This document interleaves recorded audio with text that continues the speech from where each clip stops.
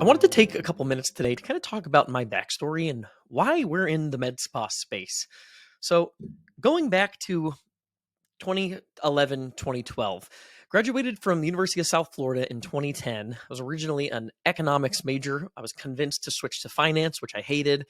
Then I stumbled into marketing, which I had always loved. And I loved the marketing courses that I took my final years of school. I seemed to really shine in some of those courses, which I really enjoyed. And I love it. I love those things that are equal part arts and science, and marketing to me is that. You're trying to get from point A to point B, but there's not a specific path to get there. You have to connect the dots and figure it out on your own. So I had an instant attraction to that. And I was already doing some things in that realm. And after graduating school, I knew I wanted to work for a marketing agency, but this was, just post Great Recession, and marketing jobs for agencies were really hard to find. And at the time I was reaching out to agencies, doing like manual outreach, seeing what opportunities were out there. And from my recollection, and maybe at the time I didn't try hard enough, but from my recollection, it was pretty much everybody was doing unpaid internships as your foot into the door for a marketing agency. And graduating school, like I couldn't afford to work for free. I needed to make money and have a job. So I moved back from Tampa to West Palm Beach, where my family lived at the time. And I was working at a vitamin shop in those years, so 2010. And I started working. So I was looking for marketing jobs, and I found something on Craigslist. And it was a local business, a guy that I ended up working for, who was doing marketing for small businesses in South Florida. And just so happened that a bunch of those were doctors' offices and then some other industries, but a lot of them were doctors. And it was just me and him. I was his right-hand man, and we worked in a back office in the old mall in Wellington, Florida. And I was working full-time for very low wage. So it was at least a paid internship there out of the gate. It was a really good experience. I learned a lot really fast.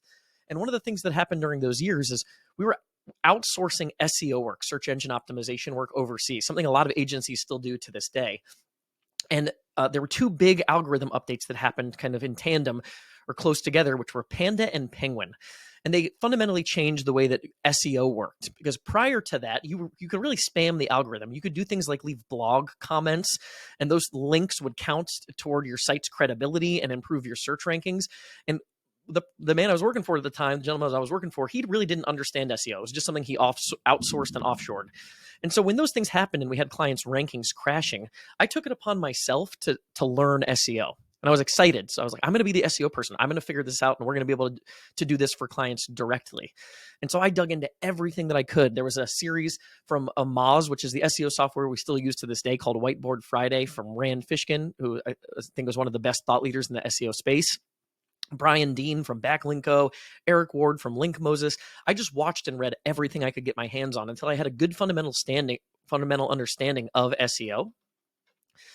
And so I started doing SEO for our existing clients. My boss at the time, shortly after that, he started doing some things with other businesses. One of those things he was doing is he had like a CrossFit gym.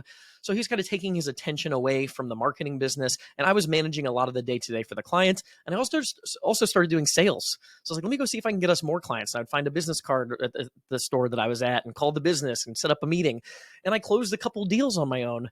And my boss ended up moving across country, and he wanted me to kind of keep running things for his clients. But it just, at that point for me, didn't make sense. I was up to speed on everything we were doing for our clients. I was the one doing SEO work. I was doing account management.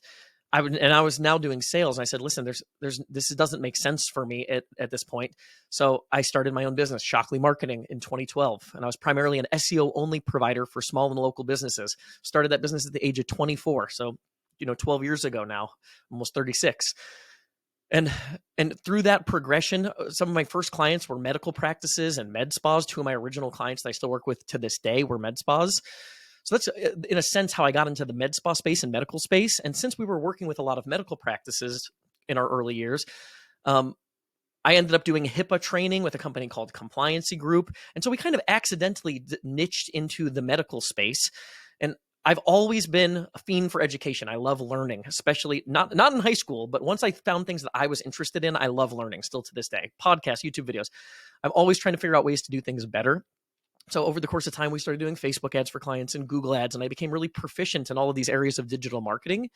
I started doing freelance work for other agencies. So I had other agencies that would pay me to consult them in the SEO realm and with online advertising. And I did that for almost a decade, up until this past year. So fast forward all those years doing business, for the vast majority of that time, it was me and a part-time assistant, maybe. We found a group called Seven Figure Agency, a guy named Josh Nelson, who I have massive appreciation for. And one of the things that he recommends to take your business seriously in terms of building an agency is you have to niche down.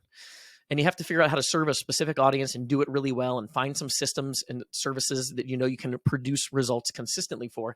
And so fast forward to 2 years ago now, and that's when we rebranded as Med Spa Magic Marketing. And we had case studies for the clients that we've been working with. We've been working in the medical space for a long time, and it just made logical sense. And we've really enjoyed the ride. I always say I'm a marketing person that started a business, not a business person that started a marketing agency. And I think that makes a massive difference for our clients. I think the consulting hat and all of that experience guiding strategy makes a ton of difference. We have these conversations behind the scenes with our internal team where we're brainstorming, going through things with clients. And I think it's really interesting, the conversations we're having, because to me, they're the conversations that advertising agencies were having in back rooms for hours and hours and hours when trying to plan a TV commercial, in the Mad Men era, 1960s, for example.